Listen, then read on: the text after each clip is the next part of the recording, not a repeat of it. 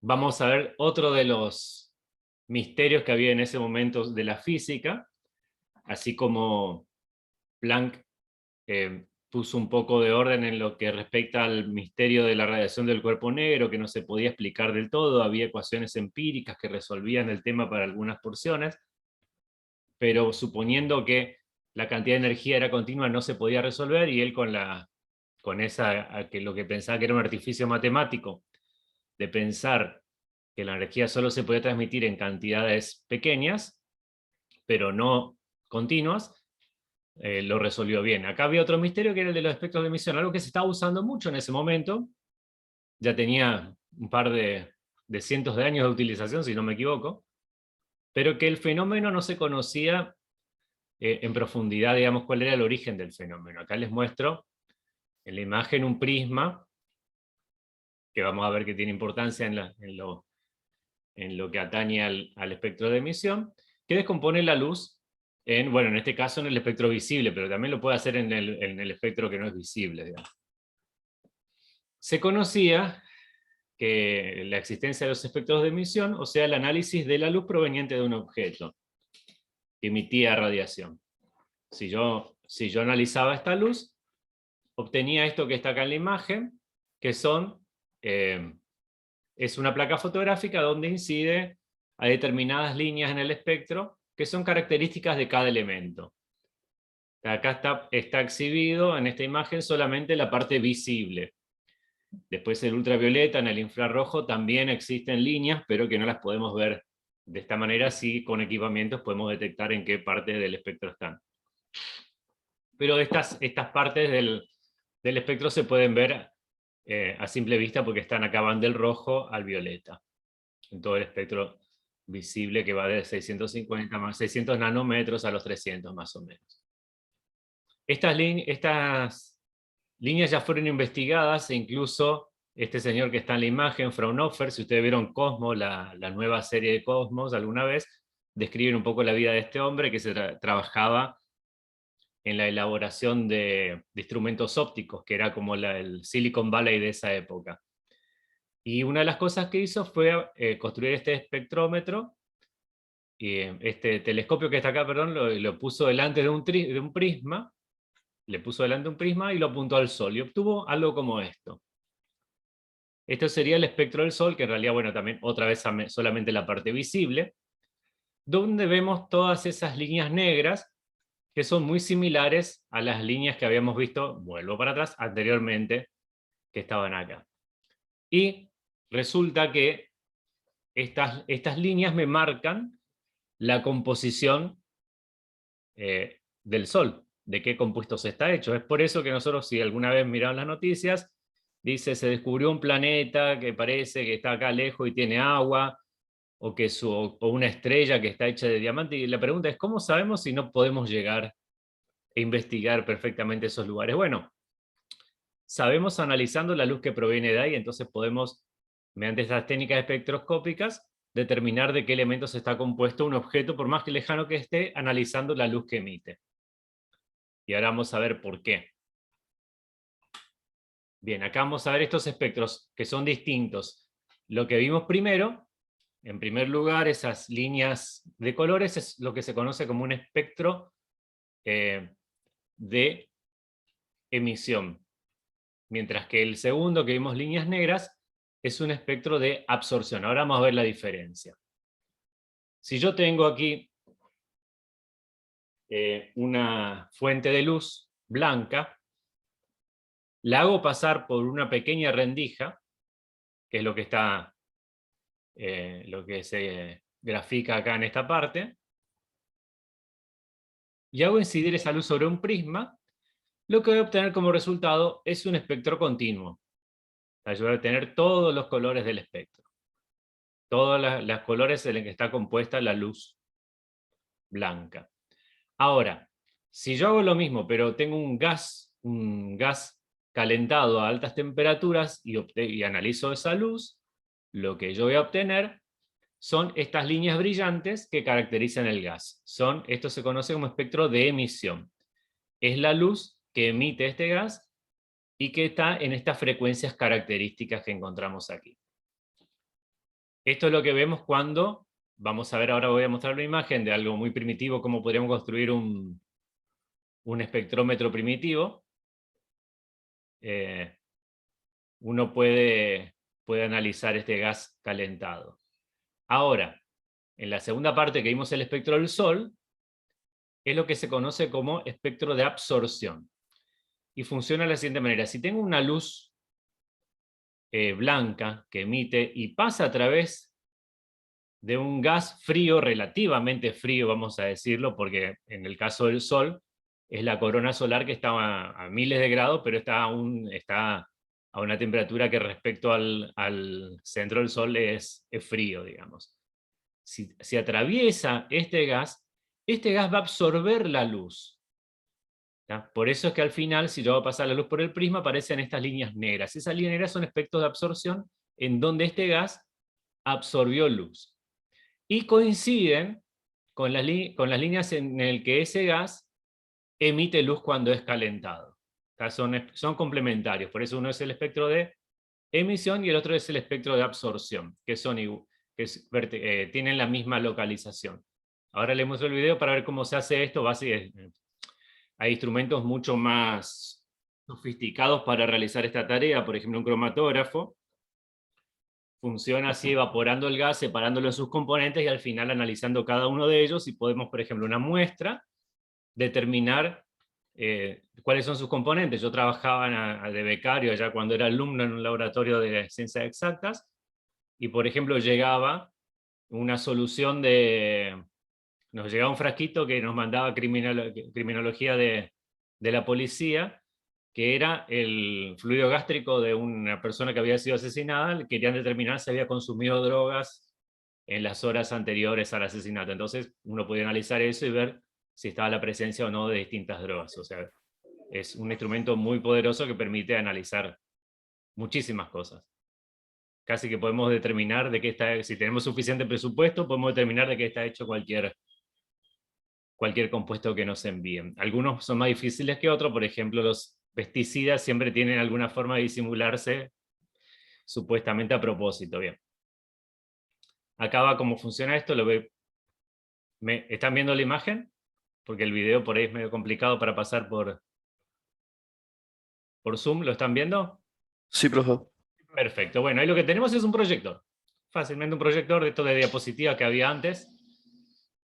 Ya ven que bastante viejo. Ahí tenemos hecho con hojita de afeitar. Se hace una pequeña rendija para enfocar la luz. Ahí está, la pone como si fuera, ahí tenemos, se enfoca la luz.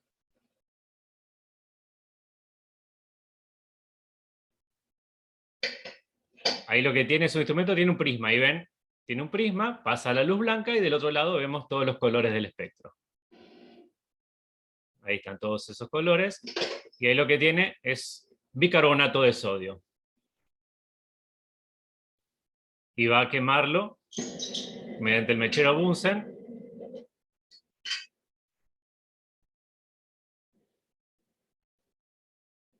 Ahí le golpea para asegurarse que se queme todo el bicarbonato de sodio. Y lo que vamos a ver de otro lado es el espectro. Ahí está, el espectro de absorción, la línea característica del sodio.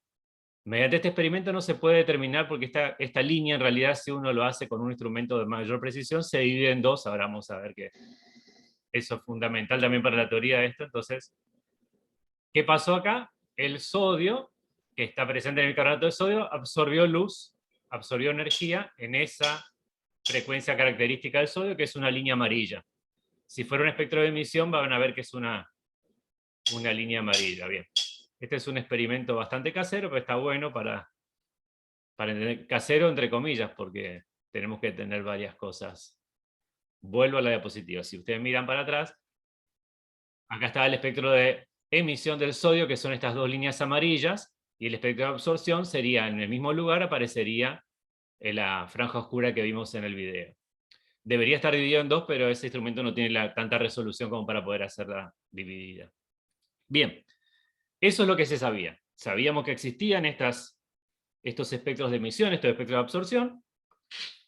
La pregunta es qué significan, y acá es donde entra Niels Bohr con su teoría no del todo correcta todavía, pero que nos va a servir aparte, no hay que descartarlo porque es un modelo mental que va a ser muy útil para nosotros, y que es el que casi todos aprendimos en la primaria o en la secundaria.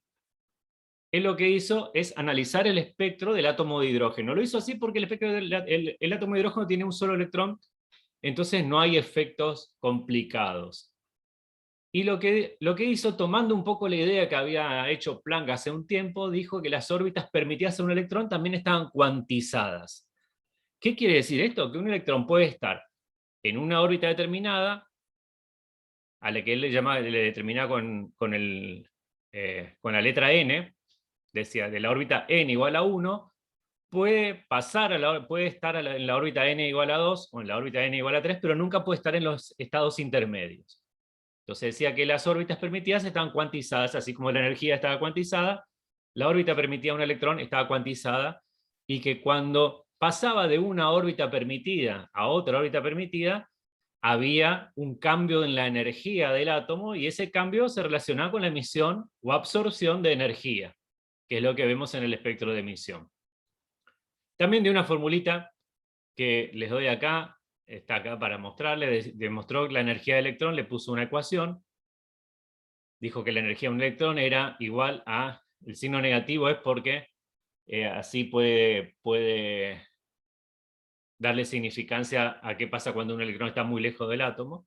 Dijo, es igual a menos la constante de Rydberg, que es un número que miramos acá e inmediatamente nos olvidamos, multiplicado por 1 sobre n al cuadrado. ¿Qué quiere decir esto? Que la energía de un electrón es cada vez más pequeña a medida que se aleja del núcleo, y es al cuadrado de la distancia. Y acá está más o menos lo que yo les quería decir. Fíjense, vamos a mirar, estas son las órbitas atómicas del átomo de hidrógeno. Entonces él decía, cuando el átomo pasa de estar en la órbita permitida n igual a 2 a la n igual a 3, emite luz en los 656 nanómetros, sería una línea más o menos violeta. Mientras que si pasa del estado 2 a la órbita 6, emite luz en los 410 nanómetros, algo así, un rojo, algo parecido a eso. Rojo, amarillo. Esta es la serie visible, hay otras líneas que se muestran en el infrarrojo y otras en la ultravioleta. Entonces él decía, estas líneas que vemos en el espectro son cambios en la disposición de los electrones en el átomo. Y son cambios que se producen sí o sí entre estas órbitas permitidas. Este es el modelo que nosotros también estamos medio acostumbrados a imaginarnos de un átomo como una especie de sistema solar en miniatura, donde cada órbita sería como un planeta orbitando alrededor del Sol, y podrían cambiar estas órbitas agregando o eliminando energía. Pero hay un problema, ¿no? Este es el modelo que nos dejó Bohr, que acá en el fondo está el clásico modelo, incluso hay esculturas, hay toda una cultura popular acerca de que este es el modelo del átomo, que ahora vamos a ver que no es correcto, pero sí nos puede servir incluso para, hasta niveles más avanzados, para tener una idea de lo que está pasando en la química. El problema es que si los elementos se comportan de esta forma, o sea, yo tuviera una partícula que está orbitando alrededor del núcleo y que tienen cargas opuestas, o sea que se atraen, lo que pasaría es que el electrón va a emitir luz hasta que cae dentro del núcleo y chau átomo. En esas condiciones el átomo de hidrógeno duraría bastante menos que un segundo, y la realidad es que el átomo de hidrógeno dura millones de años, entonces algo no me cierra con la teoría de Bohr, por más que explicara muchas otras cosas. Entonces era una teoría, un modelo útil, pero incompleto. Tampoco esta teoría de Bohr me podía explicar qué pasaba cuando un átomo tenía más de un electrón. Los átomos que tenían más de un electrón, ya no, las predicciones que hacía la teoría de Bohr ya no eran tan precisas. Imagínense que esto es como si orbitara la Tierra orbitando alrededor del Sol, eventualmente en algún momento va a terminar cayendo sobre el Sol. Entonces esto mismo pasaría con el electrón y el núcleo. Y esto se fue explicando de a poco. Primero que hizo algún intento fue Louis de Broglie, que también era un físico francés, y que era, su director de tesis era nada más y nada menos que Albert Einstein, y que concluyó, bueno, ¿por qué estas órbitas? No voy a hacer un desarrollo teórico muy importante, sino solamente mencionar de qué se trata lo que descubrió de Broglie. Dijo que las órbitas están cuantizadas haciendo una suposición parecida a la que hizo Albert Einstein con el efecto fotoeléctrico. Dijo, así como la luz se comporta como partícula en determinadas situaciones, los electrones pueden tener comportamiento ondulatorio. Y hizo también una ecuación que relacionaba las propiedades, que es esta que está acá. Dice lambda, que es la longitud de onda, propiedad de partícula, de onda, tiene una relación con la masa por la velocidad, propiedades de una partícula, que se relaciona mediante otra vez la constante de Planck H. Y como resulta que hay un tipo de ondas que llaman ondas estacionarias que permanecen en un mismo lugar, se considera que los electrones se comportan como ondas estacionarias y que permanecen en estas órbitas cuantizadas, la que hablaba Bohr. Ahora, eso me trae otros problemas, porque también me dice, ¿dónde está esa onda del electrón? Porque una partícula es muy fácil saber dónde está, pero una onda es algo que ocupa un campo en el espacio, entonces es más difícil de determinar dónde está ese electrón. Imagínense que esto choca con cientos de años de teoría que yo le decía antes, tenemos una caja de los físicos que decía estas cosas son partículas, otra decía estas son ondas, y no se intercambian. Ahora de repente tenemos ondas que se comportan como partículas y partículas que se comportan como ondas. Para completar, este señor que vamos a ver, Werner Heisenberg, formuló una teoría conocida ahora como el principio de la incertidumbre, y que me dice lo siguiente: no se puede conocer la velocidad y la posición de una partícula, acá falta una aclaración, con mucha precisión simultáneamente. O sea, yo puedo conocer la velocidad con mucha precisión, pero entonces no voy a conocer la posición. O puedo conocer la posición con mucha precisión, pero ahí no voy a conocer la velocidad. Una explicación de esto, que no es del todo satisfactoria, pero que sí es bastante fácil de entender, es que si yo quisiera conocer dónde está un electrón determinado, le tengo que mandar una sonda, tengo que mandarle energía de alguna manera para que rebote, me vuelva la información y yo pueda detectar en qué posición está. Pero el electrón es tan pequeño que esa cantidad de energía que yo le envío alcanza para modificarle la velocidad, entonces yo voy a saber la posición que tiene, pero ya no voy a saber su velocidad porque se modificó con mi observación. Es algo de ese estilo, pero es un poco más intrínseca esta propiedad.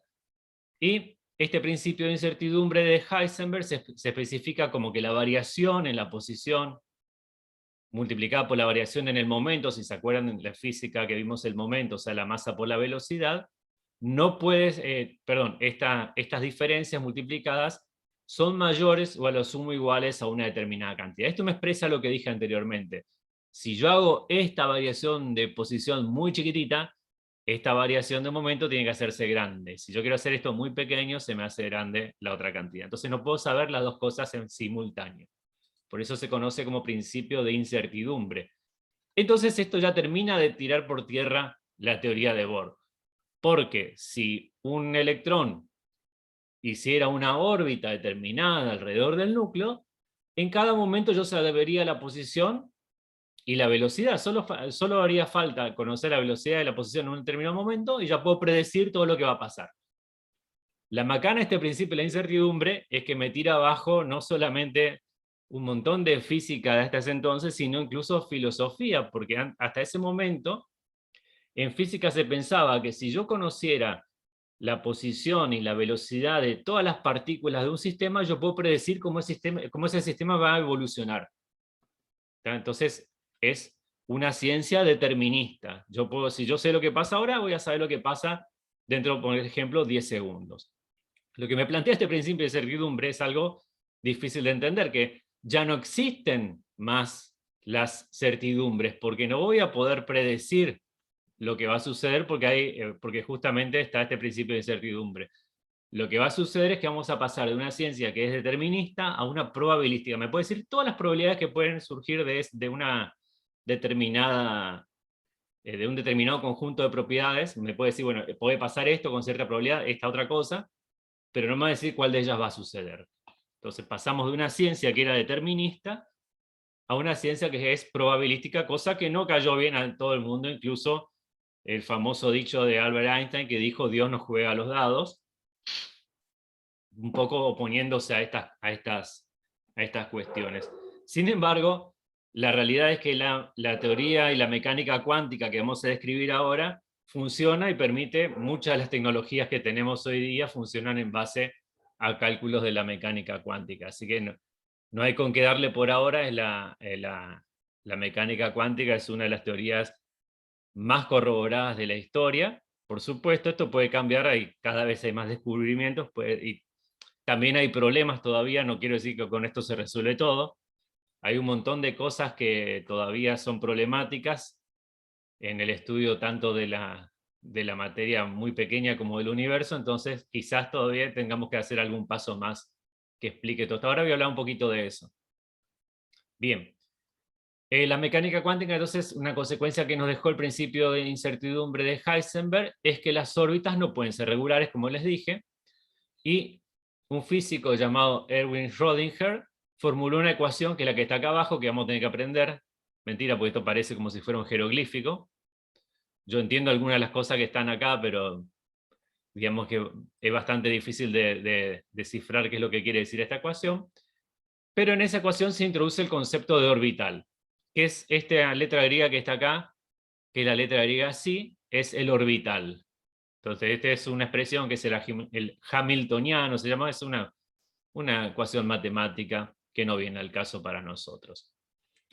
Pero sí puedo ver que acá introduce este concepto de orbital, sustituye esa órbita que tenía por un orbital que vamos a ver que es un conjunto de probabilidades.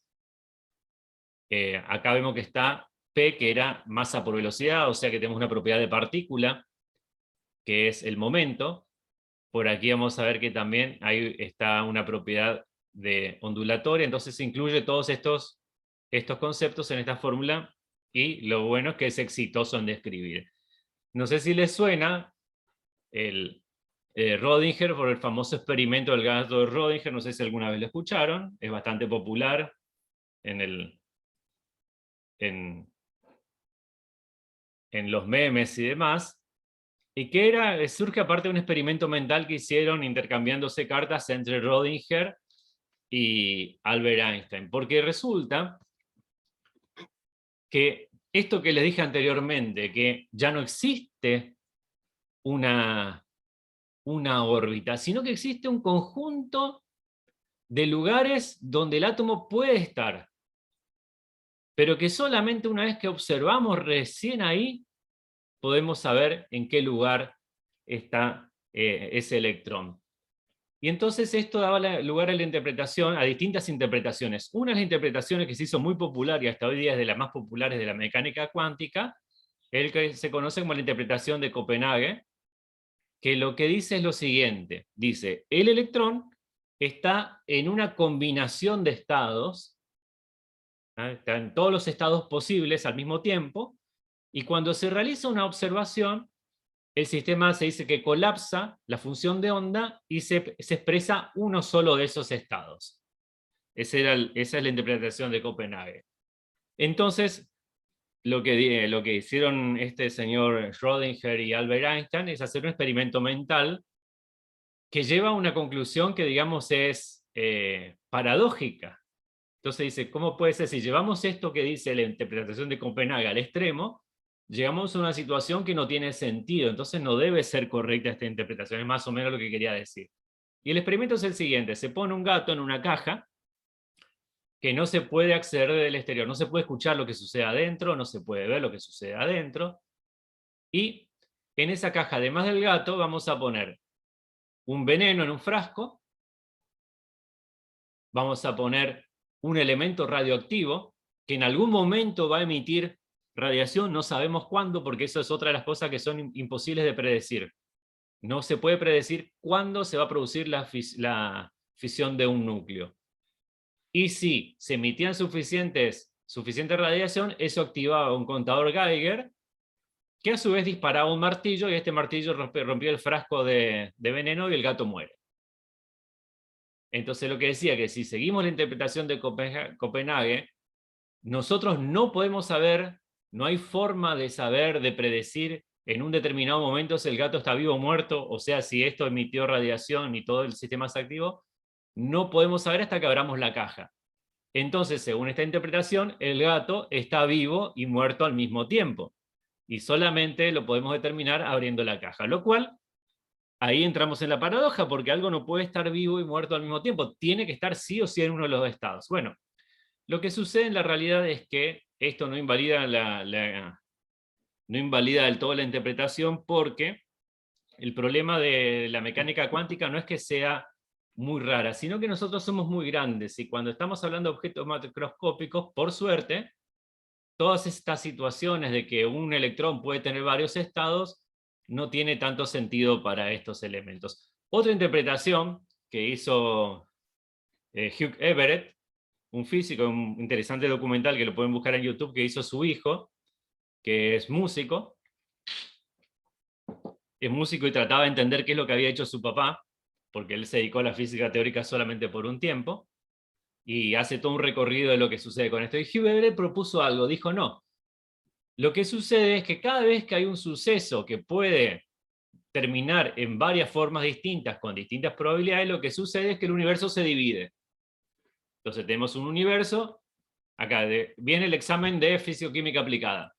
Aprobé, este es un universo donde aprobé, no aprobé, este es el universo donde no aprobé. Entonces acá tenemos en la famosa teoría del multiverso. Entonces acá el gato en un universo está vivo y en otro universo paralelo está muerto. Estos universos no tienen contacto entre sí. Y matemáticamente, porque todo esto está respaldado por matemática, funciona. Ahora, que la realidad sea de ese tipo ya es algo distinto. Todos estos desarrollos también me llevaron, fíjense lo que está ahí algo que me imagino que esta foto ya quedó vieja, porque todos los días hay hay novedades sobre este tema, es el desarrollo de la computación cuántica. ¿Por qué viene el desarrollo de la computación cuántica? Porque los circuitos electrónicos, al ser cada vez más pequeños, va a llegar un momento en que sean tan pequeños que un electrón va a comportarse como una onda, y en vez de pasar como uno esperaría, pasa o no pasa por un lugar determinado, puede pasar por los dos lugares al mismo tiempo. Esto pone un límite, esto lo estoy hablando en forma muy, muy somera, es como un ejemplo, no es la realidad lo que pasa, es más complejo el tema, pero básicamente es esto, va a llegar un momento que es tan pequeño el circuito que ya no, la lógica que tenemos hoy día no va a funcionar, y es el límite que tenemos de la computación clásica. Y es así como están surgiendo ahora métodos computacionales que emplean la computación cuántica para realizar. Están cada vez más avanzadas, vemos todos los días Google desarrolló una máquina, después salen los chinos que hicieron otro desarrollo que resuelve problemas que antes llevaban 2 años para hacer, lo hacen en 10 segundos y cosas así. Eso también todavía está un poco en su infancia, pero es solamente un comentario. Bueno, volvemos a esto de la ecuación de Rödinger y sus resultados.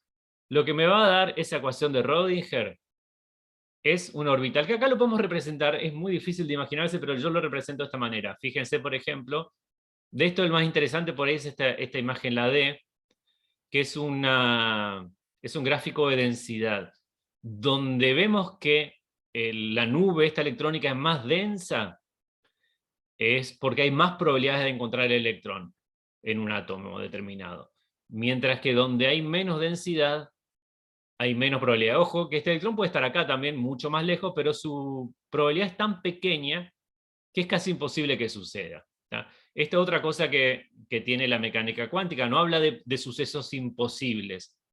No hay cosas que sean imposibles en el caso de la mecánica cuántica, pero sí son improbables. Es como yo le decía alguna vez cuando hablamos de la segunda ley de la termodinámica, es muy difícil que los ladrillos solo se acomoden para formar un muro. Casi a mí me ponen 2 fotos, un muro enterito y uno de ruido, y bueno, el de ruido viene después, porque es muy difícil que los ladrillos se acomoden solos para formar un muro por su cuenta. Bueno, no es imposible, solamente que es tan improbable que pasaría en la vida de 5 universos y no sucedería, digamos. Es un suceso no imposible, pero sí improbable. Bien. Entonces, resumiéndole, y esto es lo único que tienen que saber de toda esta cháchara que yo les dije, de la teoría cuántica, es: los átomos pueden absorber o emitir porciones discretas de energía. Esto tiene relación con lo que habíamos dicho de la ecuación de Planck. Por eso es ecuación, por eso es la teoría cuántica. No absorbe más ni menos lo que necesita para cambiar de estado. O sea, para ir de la órbita 1 a la órbita 2, absorbe esa cantidad de energía, ni más ni menos. Entonces emite porciones discretas de energía. El cambio en el estado de energía de un átomo está relacionado con un cambio en la capa de electrones. Ahora vamos a ver cómo se sitúan esas distintas capas de electrones en el átomo. Y que los electrones de un átomo ocupan estados de energía discretos. Y están determinados por 4 números cuánticos que resultan de esta ecuación de Rödinger. Estos 4 números cuánticos sí los vamos a estudiar un poco, así que prepárense un poco porque va a ser un poco... No es difícil, pero la forma, la notación y otras cuestiones hacen que sea un poco confuso a veces. Entonces, estos números cuánticos son 4 números que se derivan de la ecuación de Rödinger. El primero es el mismo que había dicho Bohr, el número cuántico principal, que puede tomar valores enteros, 1, 2, 3, o sea, hasta el núcleo atómico, hay un orbital alrededor de él, el número 1, otro orbital alrededor, número 2, otro orbital alrededor, número 3, y así sucesivamente, como formando las capas de una cebolla. A mayor n, más distancia del núcleo. ¿Está? Estas no son las órbitas de Bohr, sino que son orbitales. Ahora vamos a ver que tienen distintas formas. Son lugares en el espacio donde podemos encontrar el electrón. Y también está relacionado con el nivel de energía. Entonces, bueno, acá puse un ejemplo, debería verse más tridimensional. El número cuántico principal, por ejemplo, el nivel 1 sería una esfera, el nivel 2 para un orbital de tipo S, ahora vamos a ver de qué se trata eso, son esferas cada vez más grandes, más alejadas del núcleo. Ese es entonces, el número cuántico principal va de 1 hasta infinito, números enteros 1, 2, 3, 4, 5, 6. Pero resulta que, como habíamos dicho, se había comprobado en la teoría de Bohr que los orbitales, habían electrones que tenían el mismo número cuántico, perdón, el mismo número principal, pero tenían distinta energía. Esto es porque cada nivel tiene subniveles de energía. Y estos subniveles de energía vienen determinados por el número cuántico angular, que es la letra L minúscula. Acá el tipo de tipografía no me lo permite hacer. Ahora vamos a hacer un resumen de todo esto al final. Este número cuántico angular toma valores desde 0 hasta n-1, o sea, depende del número cuántico principal. Y me determina qué forma van a tener los orbitales. Y acá viene un poquito el problema, porque resulta que por una cuestión histórica hay una notación que me dice que el subnivel que tiene L igual a 0 se le conoce, digamos, un sobrenombre como nivel S. Y esto viene de la espectroscopía porque en la espectroscopía era una línea brillante, los niveles de tipo S eran una línea brillante o sharp en inglés. El subnivel que tiene número cuántico angular L igual a 1 se le conoce como P por principal, al 2 se le conoce D por difuso y al 3 F por fundamental. A partir de ahí ya seguimos el orden alfabético. Entonces, el 3 es el F, el 4 es el G, el 5 es H y a continuación de esa manera. Ahora vamos a hacer un resumen al final para que todo esto tenga un poquito más sentido. Y este número cuántico angular me determina la forma que tienen esos subniveles. Un subnivel de tipo S tiene una forma parecida a una esfera, mientras que un subnivel de tipo P tiene esta forma como una pesa, donde está el núcleo, acá en el centro, y acá tengo dos esferas, una de cada lado, que me representan el orbital del electrón. Y además tiene distintas orientaciones. El S no tiene una sola orientación porque una esfera es igual de donde yo la mire. Pero estas con forma de pesa pueden tener orientación en el eje X, en el eje Y o en el eje Z.